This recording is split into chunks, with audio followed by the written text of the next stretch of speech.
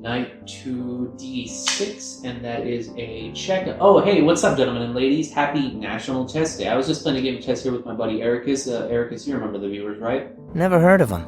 Okay, well, you don't have to be such an asshole about it, man. But anyways, today I actually wanted to talk about Kingdom Hearts. I'm sure you've heard of Kingdom Hearts. Yeah, the master's favorite story. Yeah, well, have you know that it sucks ass? Kingdom Hearts treats Disney like I treat the gum stuck at the bottom of my shoe. And if no one else is going to talk about this, then I'm going to take it upon myself to do so.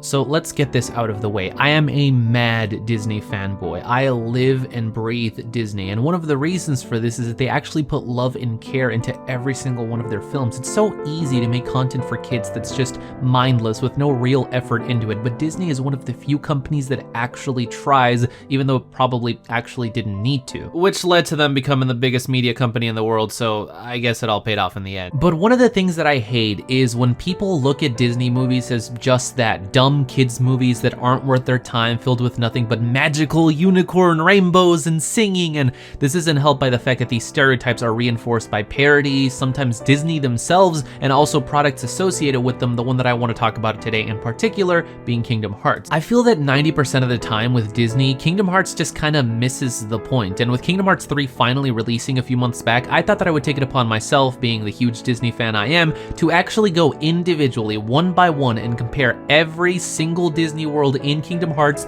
to their original films and see what they did right, what they did wrong, and how they can improve for future installments. I figured that I would get started with the original, the one that started it all, Kingdom Hearts 1, since in general people kind of agree that this is the one that did the best job in terms of the Disney world, so I guess without further ado, this video will probably be long enough as is, so let's get started with the original Kingdom Hearts. Alright, so before we get started with the actual films, I thought that it would be appropriate to start off this by talking about the iconic Disney trio of Mickey Mouse, Donald Duck, and Goofy. While Mickey mostly takes a back seat during this first game since he was contractually only allowed to be in one scene in the game, Donald and Goofy, on the other hand, are arguably our second most important characters right next to Sora. They're there for 90% of the game, more so than Riku or Kairi, but they're often placed below characters like them in terms of importance. Why is that? Well, to understand why the characters of Donald and Goofy don't work as well in Kingdom Hearts, we first gotta understand what made them work to begin with. Donald Duck originally gained popularity due to his edge. While Mickey was the happy-go-lucky, easygoing, down-on-his-luck dude, Donald, on the other hand, was supposed to be the more temperamental and relatable one. Part of what made him so likable was that he was always in Mickey's shadow, something that he was very jealous of in the early cartoons. Donald would always try to steal Mickey's spotlight, and in some instances, like during World War II, this actually kind of became true. Donald began starring in more shorts, and he was the lead of most of Disney's war propaganda, as well as their Hispanic pandering wartime films of Saludos Amigos and The Three Caballeros. All of this served to cement Donald's personality and spot in audiences' hearts. He was always the butt of jokes, often being provoked and teased by his three nephews Huey, Dewey, and Louie, or the chipmunk duo of Chip and Dale. In watching many old Donald Duck shorts while researching this video, one thing that surprised me is actually how much of an asshole Donald can be sometimes. He's always getting himself into trouble, and one thing that is always very important with this character is contrast. He can't be at 100 all of the time, otherwise the character will get stale, and the way that the creators achieve this is with contrast. Look at any old Donald Duck cartoon. Most of them will begin with Donald as a seemingly one-dimensional, happy-go-lucky, quote, Disney character, and will have him slowly devolve into rage and frustration, which we can all relate to. What do you know, you big Toyota? And speaking of relatability, Goofy's character has perhaps changed the most out of the trio throughout his history. During much of the second half of the 20th century, he was supposed to be the relatable everyday man. He would be portrayed in how-to shorts with him attempting to play different kinds of sports like baseball, or trying everyday occupations like teaching, or even trying to quit smoking, most of them ending in failure thanks to his clumsiness. If Donald Duck's appeal comes from his rage and empathy, Goofy's comes from his physical humor, often getting himself into ridiculous, unimaginable situations. His bliss and foolishness somehow always coming together in the end with the most perfect of timing is what made seeing Goofy on screen so enjoyable, but hey, what do I know? What do I know? Well, while these characters have been portrayed in dozens of different ways throughout the decades and in many different shorts and cartoons and films, these are the things that I found most consistent with them throughout the years. Now, looking at Kingdom Hearts, we can see that the characters have essentially none of this. We never see Donald being jealous of Mickey being the king, or maybe even getting jealous of Sora being the chosen Keyblade wielder. He's just a loyal subject that would follow his king's orders to the end. He never devolves into rage or gets teased by anyone. His relationship with his nephews or Chip and Dale is completely non-existent, as they're relegated to just being shop owners and ship engineers respectively. Sure, there's 1 or 2 times when he gets frustrated, but this never really goes anywhere. They're brief moments that feel like they're there more out of obligation than trying to stay true to the character. As for Goofy, well, not once do we have a single moment of Goofy stumbling around clumsily or getting himself into ridiculous situations with a lot of slapstick. In fact, the only instance of this that I can think of is when Yuffie opens the door and squishes Donald. Yeah, the one instance of slapstick in all of the games, and it's with Donald and not Goofy. Good job, Square Enix. These two characters fall into a trap where they're one-dimensional and don't really have much personality. They're as default of a Donald and Goofy as you can possibly think of, and this is all probably due to Kingdom Hearts coming out in the early 2000s era of Mickey Mouse. During this time, the Walt Disney Company tried to appeal these characters more as like kids characters, and I know that it seems a bit weird to say that about Mickey characters, but when I say kids, I mean like little kids. The best example that I have of this is probably in the 2006 series Mickey Mouse Clubhouse, which features Donald and Goofy in a very baby-friendly format without any kind of edge or personality. The characters are all flat. Donald never really gets angry, Goofy doesn't stumble around like an idiot, Mickey isn't a little jackass like he used to be, and there's never really any kind of villains or huge conflicts. It's as bare bones as it can get, and the Kingdom Hearts versions of these characters feel like just one step above these. So how do you solve this? Well, I think that Kingdom Hearts could take a page from the newer Mickey Mouse cartoons that started airing on the Disney Channel in 2013. These cartoons are a sort of revival to Mickey Mouse and the crew. They go back to their old school feel where Mickey was just a dude down on his luck trying to get by and getting himself into trouble. Donald is back to being an asshole with a short temper. Goofy is the lovable klutz that we all know him as, and audiences really love these shorts. Now granted, it's kind of a bit late to change this. It would have been something if these Mickey characters were like that from the start, but it's kind of hard now that they've established them in 8 games as, well, not being that. That's not to say that they can't introduce bits of those aspects of the characters into newer games, and overall, I think that Donald and Goofy have a chance to be great characters that the audiences love,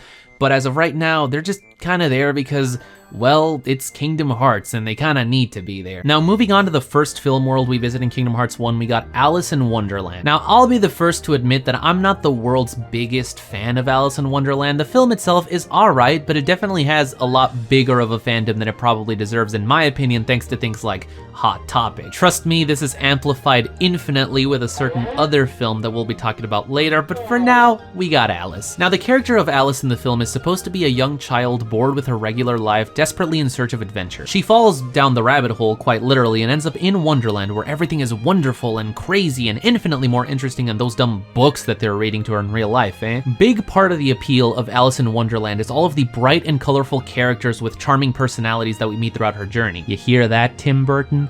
Bright and colorful. But anyways, the whole of Alice in Wonderland is actually very episodic, all things considered, with her essentially going to a new set and meeting a new cast with almost every single scene of the movie. The more she sees, the weirder and weirder things get, until she eventually finds herself sick of all the crazy things going on around her and longing for her regular normal life back home. She wakes up only to realize that it was all simply a dream, and then she heads back home to, wouldn't you know it, a palace. Yeah, it turns out that Alice was actually a princess out with her likely private teacher on a lesson, as a little wink from the filmmakers right at the end, showing that even a high and mighty princess needs an escape sometime. And yes, Kingdom Hearts fans, to the trillions of you who kept asking, why wasn't Ariel a princess of heart, but Alice was, even though she's not a princess? She is, man, just watch the movie, but hey, what do I know? What do I know? But anyways, let's ignore the fact that this planet in the Kingdom Hearts multiverse somehow takes place inside of Alice's made-up dreams and see how they handle the story. For one, 90% of the film was just not there. We don't meet the Caterpillar, we don't meet Tweedledee and Tweedledum, we don't meet Mr. Dodo or Bill the Lizard, we don't meet arguably the 2 most iconic characters in the movie, the Mad Hatter and the March Hare. Now, I get that the world is only a section of the game and they couldn't have everything on here, but the stuff that they did choose to stick with is pretty weak. Most of it takes place during the final set with the Queen of Hearts, which, fair, I mean, that's probably the most iconic one after, you know,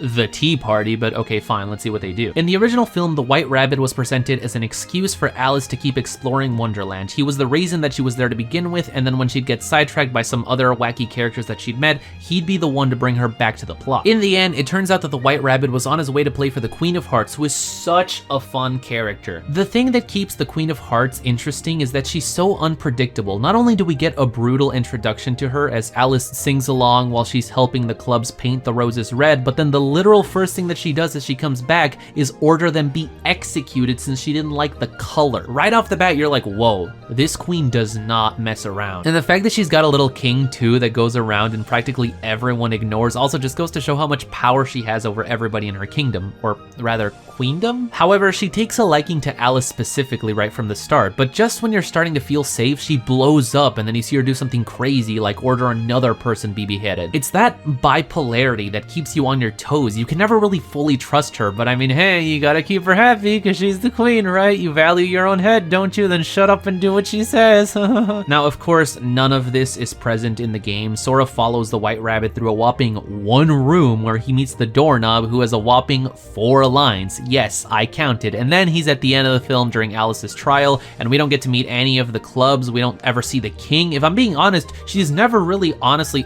all that threatening. She's just kind of there. Like, Sora walks up to her and screams that her verdict was wrong, and she doesn't even do anything about it. Sora should be terrified of this woman. What if instead of Alice, it was Sora that she took a liking to, and she went all, oh, well, aren't you a sweet little boy? But then the second that he said something that she didn't like, she would go, you dare defy your queen? Off with this head! And then the king would like step up nervously, signaling her to calm down, and she'd go, why don't we try that again, love? That would be infinitely more interesting than this. All this amounts to is a stupid quest where you have to look for pieces of evidence, which pretty much all end up being in 2 rooms, either the Lotus Forest or the Bazaar Room. Of all the weird and unique locations in Alice in Wonderland, you have the perfect quest to give players an excuse to explore wacky places, and instead you put all of the stuff there is to find in a whopping 2 rooms. Now, I will say, the fact that the Lotus Forest keeps you changing between being big and small, which allows you to alter and traverse the room respectively, is pretty cool. Another cool thing is that almost every time you enter the Bazaar Room, it's from a different angle. Sometimes you'll be on the wall, sometimes you'll be on the ceiling. It's this type of stuff that I would have liked to have seen throughout all of this world, but sadly we don't. And finally, we do end up meeting the Cheshire Cat, but he's more a glorified hint system than anything else. We barely get to see any of the cool animations that they had with him in the film, but rather he pretty much just appears and disappears all the time, and then sometimes his head will be detached. I'm also pretty sure that he's not voiced this entire world. Correct me if I'm wrong on this one, because I might be, but I didn't find any instances of him actually talking out loud, which is weird considering that he has the same voice as Winnie the Pooh,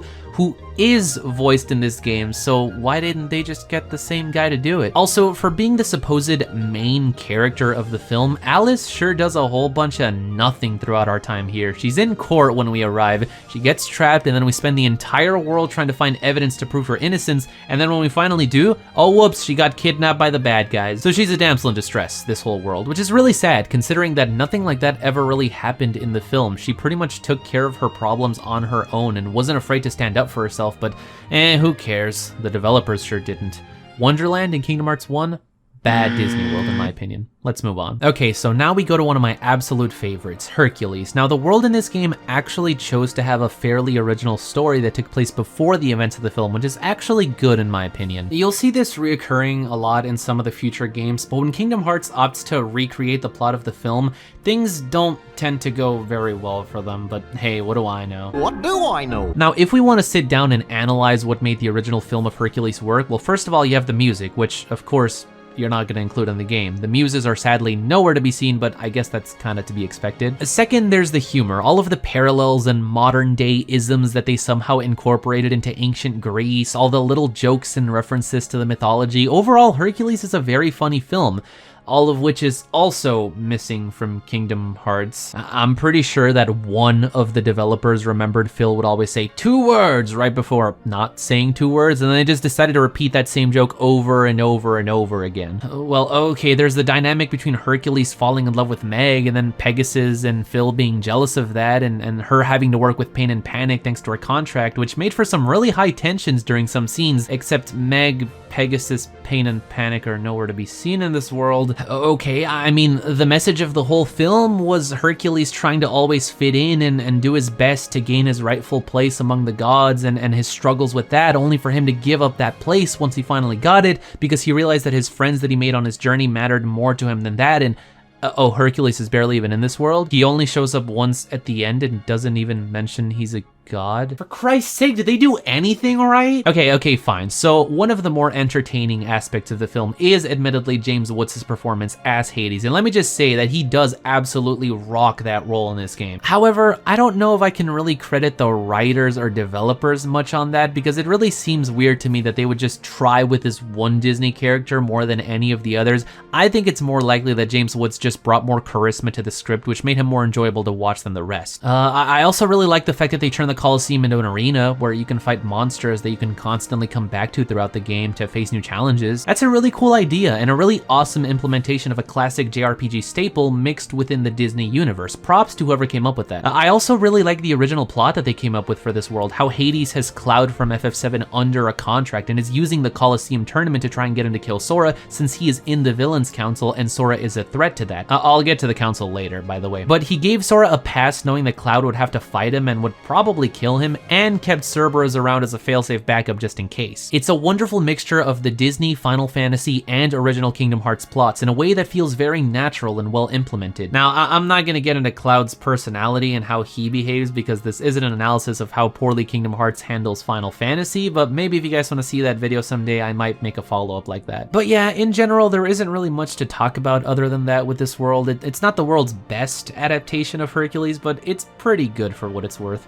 Olympus Coliseum in Kingdom Hearts 1, good Disney World in my opinion. Let's keep going. All right, so the final world in the first set that we get is the Deep Jungle, based on Tarzan. Now there's a few things that we should probably get out of the way first. Okay, so as far as the story concerning the original plot of this game goes, it's pretty damn good in this world. The dynamic between Sora, Donald, and Goofy and how they start to build up that bond over Sora's old friends of Riku and Kairi, with him asking for the former before remembering who he's trying to find this entire time. It's cute, it's nice. And second, yes, navigating this world is a nightmare. Yes, there is very little direction as far as where to go. Yes, the platforming is a pain. Yes, everybody hated this world. But look, this is neither an analysis of the original Kingdom Hearts plot nor of the gameplay and game design of this game. It's an analysis of how they adapted these Disney films, and I'll try to only talk about those other things if they relate to this topic. That being said, how does this Deep Jungle level do as an adaptation of Tarzan? Well, unsurprisingly, not that great. The whole theme of Tarzan is expressed in the name of its very opening song.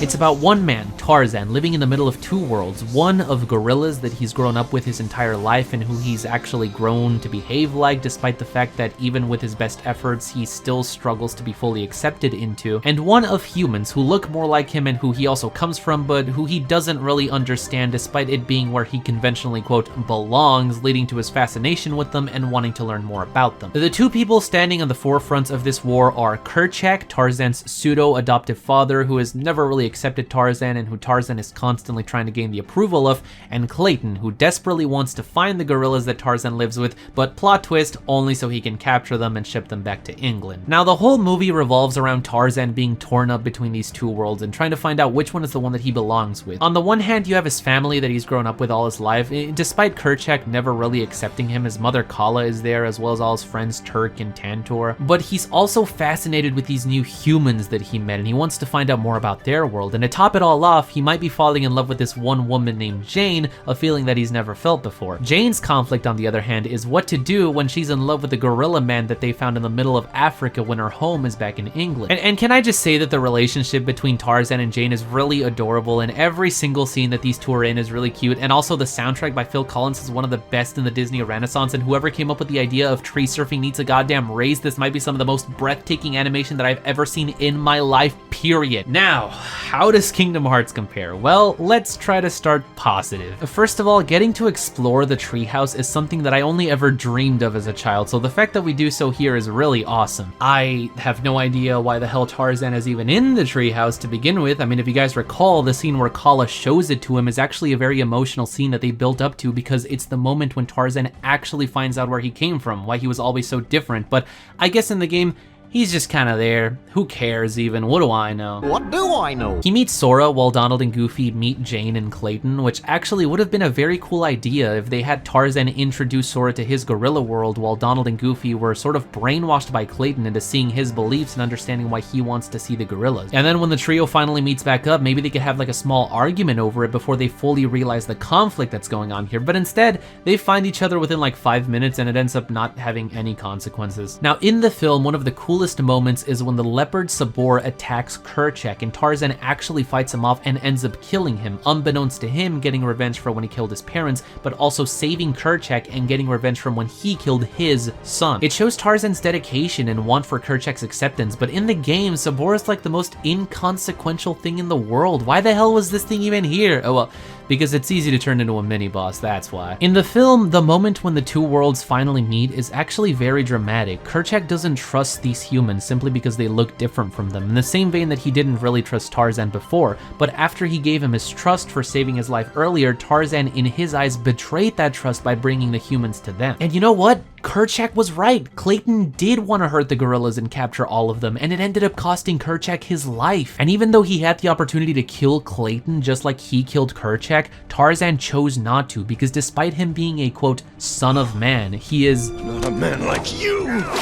Now let's see how Kingdom Hearts does this. Well, it's essentially treated like an absolute joke in this game. All it essentially amounts to is Tarzan bringing the humans to the gorillas, and then Clayton doing something clearly villainous and trying to kill them, and then Kerchak just giving Tarzan that "I'm disappointed in you" look. But none of this stuff was set up in the game. Who the hell even is Kerchak? The audience doesn't know, it just assumes that you've already seen the movie. Okay, well, if you need to have seen the movie to understand this, then what's the point of playing this world if you just repeat the plot of the movie? And if you're not supposed to have seen the movie before this, then why the hell don't you establish the necessary information that we need in order to understand what the hell's going on in your stupid world, game? Not once do we ever see Tarzan's fascination with these humans. The closest that we ever get to this is having to collect slides to show Tarzan like in the film, but even that doesn't really lead to anything. Not once do we see Clayton trying to manipulate Tarzan. Not once do we see Tarzan trying to get Kerchak's approval. Not once do we see him torn up between the two worlds. Not once do we ever see Tarzan and Jane's relationship. I love Jane in the movie Tarzan. She's such a lovable character. Who the hell was Jane in Kingdom Hearts? I mean, her dad was cut entirely, which I mean, I guess is fine. If you were gonna cut one character, he's the one that makes the most sense, but still, like I mentioned earlier, Tarzan and Jane's relationship is one of the driving points of the entire plot. It's one of the big reasons why he keeps coming back to the human camp to see them. And Jane learning more and more about the gorillas in Tarzan's world, eventually leading to her wanting to stay with him in the end, resulting in, once again,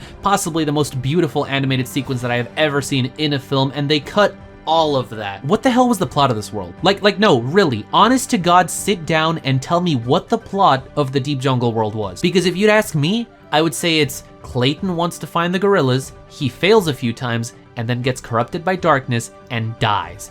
That's it. Tarzan is there, I guess. Jane is there, I guess. Kerchak is there, I guess. Turk is there, I guess. It's so stupid. Deep Jungle in Kingdom Hearts 1, bad Disney World in my opinion. Good God. Now, I guess that now is as good a time as any to talk about some miscellaneous stuff, cameos, and characters that don't really have their own full worlds, but that are still featured in this game. First of all, you got Jiminy Cricket. Now, while the idea of him keeping track of your entire journey through his journal is a cool one, Jiminy as a character doesn't really do much. This is explored slightly more in Kingdom Hearts Chain of Memories, where sometimes Sora will get separated from Donald and Goofy, and we have the vaguest hints of Jiminy trying to be, well, a conscience, but in this first game, it's extremely easy to forget that he's even with us at all. Now, this is okay, to be honest. Not every single character needs to have a lot of personality and screen time, since he is basically just an excuse to have an in-game journal for everything that's somehow related to Disney, and for that, I really want to give the developers props. Just like I mentioned earlier with the Coliseum, a lot of aspects in Kingdom Hearts 1 really did feel like a true blend between the JRPG Final Fantasy aspects in the Disney universe, the Coliseum and Hercules being one of them, but Jiminy's journal being another major one. I also really like the fact that there's a quest where you have to find the puppies from the 101 Dalmatians. It's an old quest template being in a lot of games, perhaps the most famous example being to find the 100 Skulltulas in The Legend of Zelda Ocarina of Time, but making it the 99 Dalmatian puppies was a great idea for a side quest. There's a picture of Lady and the Tramp here in Traverse Town for some reason. And then we get to some of the biggies, the summons. I love the fact that they made the summons be all Disney characters in this game. game. You can get the help of Simba, Genie, Dumbo, Tinkerbell, Mushu, and Bambi in this game, and pretty much all of them are actually really useful and really cool in different situations. Now, the way that you get all of these summons is actually by finding these summon gems, which you then have to take to the fairy godmother from Cinderella, which is kind of a little weird. I mean, yes, she has magical powers and the power to transform things, I mean, clearly, but it seems kind of random giving summon gems to her of all people. She more so came when Cinderella needed her and was there to grant her wishes of going to the ball. It was that kind of magic, not really the shooting fire to kill shadow monsters type of magic. Now, again, this inclusion here is fine. I'm glad that it's even here at all to begin with, but I think that it would have been very cool if they went a step beyond that and included one of the gimmicks from the film into the game. See, the fairy godmother's magic spell only lasted until midnight for Cinderella, hinting at the fact that her magic can be limited. Wouldn't it have been awesome if the way they explained why summons can only be out for a limited amount of time is the same? Let's say that instead of a boring old bar, whenever you summon a character at the top of your screen, you have like a little clock or a stopwatch, and whenever the hand reaches the top, aka midnight, that's when the summon has to go away. It's a little touch, but it would have gone a long way for me personally, but what do I know? What do I know? But like I said, the fact that she's even here at all to begin with is fine. She's really just supposed to be a counterpart to Merlin anyways, and speaking of Merlin, his inclusion here is actually pretty cool as well. Since Merlin's magic is more so the shooting magical spells type, well, at least compared to the fairy godmothers, it makes sense that he's the one that teaches Sora about new spells, as well as lets you test your magic and summons here, since in the film Sword in the Stone, his entire story is him trying to train Arthur. Now, once again, I don't want to sound like I'm nitpicking here, because I really do like all of these inclusions here in the game, but I think that it would have been really cool if Merlin somehow communicated with you throughout your journey whenever you did learn new magic spells. Maybe instead of a text box coming up telling you that you obtained a new magic spell, what if it was Merlin's owl Archimedes who flew up to you in the most random spots during Worlds, and then Sora would be like, Archimedes, what are you doing here? And he'd say, never mind that, Sora, you just obtained the spell Firaga. Here's how to use it against enemies. Oh, you mean like all those enemies right here? And then Sora would shoot fire, get the enemies, but also almost hit Archimedes and be like, oh my god, I'm so sorry. And then Archimedes would say, every time, boy, I don't get paid enough for this, and then fly away. Or better yet, what if Merlin himself showed up, but in a different form every time? If you've seen the movie, you'll know that one of the most iconic scenes is the battle with Madame Mim, where the two of them are transforming into a bunch of different animals back and forth trying to beat each other. What if he was a different animal every time you saw him, each time surprising Sora more and more? Maybe he's a rabbit in Wonderland, a monkey in Tarzan, a camel in Agrabah, etc. Each time Sora would hear like, psst, Sora, over here. And then Sora would turn around in Atlantica and see like a blue crab with a mustache and go, Merlin, is that you? And he'd go, yes, my boy, I wanted to teach you how to use, I don't know, Aurora. It would have been cool, but yeah, as it stands, Merlin in the original game was just kind of there to practice magic, and then also to have the Winnie the Pooh book, which I guess let's go ahead and talk about. So I actually really like all of the characters in the 100 Acre Wood world in Kingdom Hearts 1. They all really feel true to their movie counterparts. I mean, right off the bat, all of the pages in the book are missing and we have to go find them, which is a genius setup for the Winnie the Pooh world in a video game. But when you go talk to Pooh, he's trying to figure out how to say goodbye to himself since everyone else already left him as well. That's the most Pooh thing that I've ever heard in my life. And of course, if there was going to be a minigame world, it would be Winnie the Pooh. I mean, it wouldn't really make sense to fight enemies here. It's Pooh for crying out loud. Now, minigames aside, because I think that you guys all already know how I feel about those, I actually really enjoyed the story of this world. It kind of helps that most of the scenarios are ripped straight from the original 1977 film, like Pooh trying to get the honey from the bees and him getting stuck in Rabbit's house, but still, it's charming nonetheless. As far as subworlds and implementing this into the game goes, this was really great. 100 Acre Wood in Kingdom Hearts 1, good Disney World in my opinion. Now let's get back to the main worlds. So up next, we got the Aladdin world Agrabah. Now right off the bat, our opening cutscene has Maleficent and Jafar talking about the 7 princesses of heart, in particular in regard to Jasmine. Maleficent warns Jafar that working too close to the darkness might be dangerous, but Jafar ignores this and carries on. Man, seeing these two iconic villains interacting like this really just makes me wish that they had done so much more with it. Imagine if Jafar didn't listen to Maleficent, and at the end of the world it ended up causing like a fight between the two of them where Maleficent would turn into her dragon form and then Jafar into a snake form, and then Sora would just be like stuck in the middle trying to prevent them from destroying the whole town, only for Maleficent to ultimately get away, leaving us to deal with Jafar ourselves. I know that I can't keep going off on these like fanfic Disney fanboy wishes of mine, but it really makes me wish that this game was actually a real crossover where the different IPs, you know, crossed over, but whatever. I guess let's talk about the movie now. So Aladdin is one of the most beloved Disney Renaissance films, and for a reason. It's got jaw-dropping animation, beautiful songs, both the Broadway style and also Arab-inspired tunes to fit the setting, and some phenomenal performances that went down as some of the best in animated film history. All of this makes up for the admittedly cliche plot of a guy who falls in love with a girl, lies to her, and then in the end they learn to accept each other for who they are. It's a story that you've seen about 1 billion times. Now, granted, Aladdin does much more than just that. Jasmine feeling trapped in her life as a princess and Aladdin being trapped in his life as a peasant, and then both of them ending up ultimately learning to appreciate the other's lifestyle and value their own freedom, a theme that constantly comes up. Now, Jasmine's father, for example, the Sultan, learns that he can't control every aspect of her life and that she must be free to make her own decisions. The genie wants nothing more than his own freedom, which he gets at the end of the film thanks to Aladdin's generosity and putting others before himself, which all tie back to the strongest point of this entire film, in my opinion, the characters themselves. The cast of Aladdin might just be one of the most memorable in not just Disney, but film history. From the comedy of Gilbert Gottfried as Iago and the chemistry between the comic relief duo of Abu and the Carpet, who don't even talk for crying out loud, to the believability of Jasmine and Aladdin's struggles and their relationship, and of course Jafar, who we all love to hate. His manipulative, sneaky, dare I say it, snake-like demeanor is so entertaining. And of course, you have to mention Robin Williams' performance as the genie. This man gave the performance of a lifetime with this character, something that simply cannot be replicated by just anyone.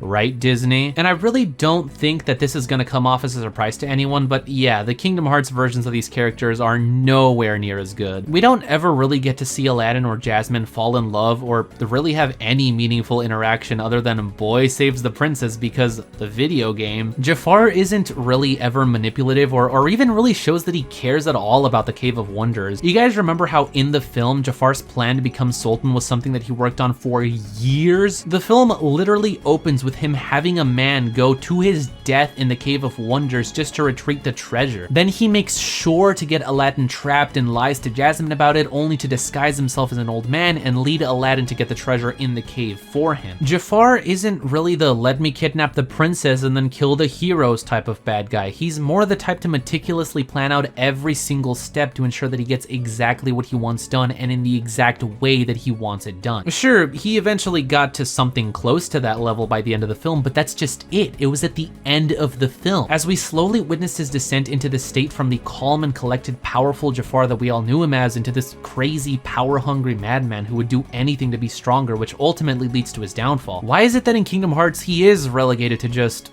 well, let me kidnap the princess and kill the heroes? And then you have Jasmine, once again a strong character that didn't like the life she was given and decided to do something about it, someone who stands on her own and isn't afraid to do what she needs to get what she wants, once again turned into a stupid damsel who serves no purpose other than to motivate that guy to go rescue her. This is no different from Alice. It pisses me off because so many people have misinformed and vastly wrong perceptions of Disney princesses, that they're bad role models, that they can't do anything for themselves, when that couldn't be further from the truth. And all of this is because of dumb media like Kingdom Hearts resorting to lazy stereotypes and cliches. I hate this. Abu could have been completely removed and nothing would have changed. Whereas once he was Aladdin's lovable mascot and best friend who was a little more hot-headed and served as great comedic relief with all the gags of him turning into an elephant or trying to steal treasures from the Cave of Wonders, here, I mean, do any of you even remember Abu at all in this world? And then there's the Carpet, who is a non-character in Kingdom Hearts, which sounds a little weird considering that it is just a carpet, but that's just a testament to how good of a job the creators of the original film did. In the movie, you could actually see personality from the Carpet. It would get tired, it would worry about other characters. For crying out loud, it would play chess. And in Kingdom Hearts, I mean, it's just a carpet. And then of course you have the Genie. Now look, I'm being a bit unfair here because nothing that anyone would ever do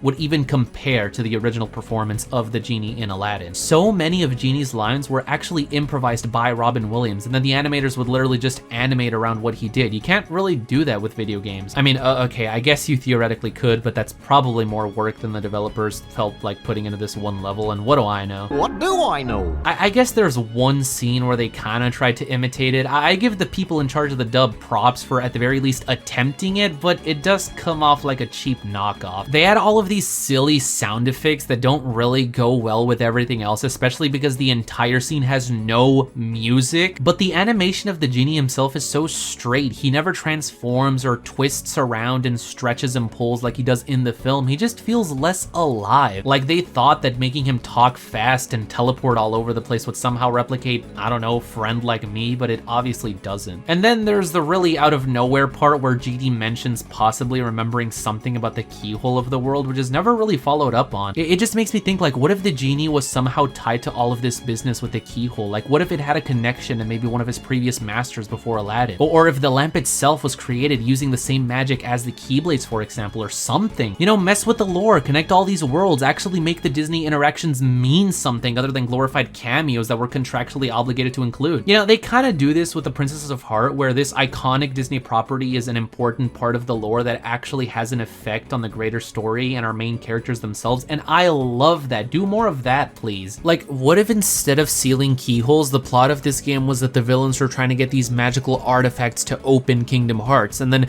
maybe one of them could be the Genie's lamp, and maybe, I don't know, like Yen Sid's magic hat from Fantasia, or the sword from The Sword in the Stone, or the magic mirror from Beauty and the Beast, the trident from The Little Mermaid, the glass slipper that the fairy godmother made in Cinderella, the cursed apple from Snow White, and then, like, what if in the end you had to bring them all together using pixie dust from Peter Pan? Wouldn't that have been cool? Wouldn't that have been an awesome way to implement these Disney worlds? But instead, we're stuck with Jafar kidnapped Jasmine, and we gotta go save her. And we don't even save her in the end. They get away with her, and then we leave the world with Aladdin all sad and defeated. What a dumb ending. Agrabah and Kingdom Hearts 1, bad Disney world in my opinion. So much wasted potential. And checkmate. Not as good as you thought you were, huh, Ericus? I told you. Okay. Alright. Are you You're still laughing? Okay. Hi guys, thank you so much for watching this video on Kingdom Hearts. It's been a while since I talked about Kingdom Hearts, hasn't it? Stop laughing, bro. Okay, if you enjoyed this video, this topic was actually voted on by viewers just like you over on my Patreon, so if you would like to participate in future topic votes for video essays, you can head on over there. Thanks to Chris, the man who won't stop lying, the man who won't stop laughing, he also won't stop lying behind the camera. Thanks to Jesus for coming out, taking some time out of his busy schedule to be in this video, and yeah, let me know if you guys would like to see the follow-up for this video. Maybe I'll make more parts, but other than that, happy chess day. Bye. What do I know?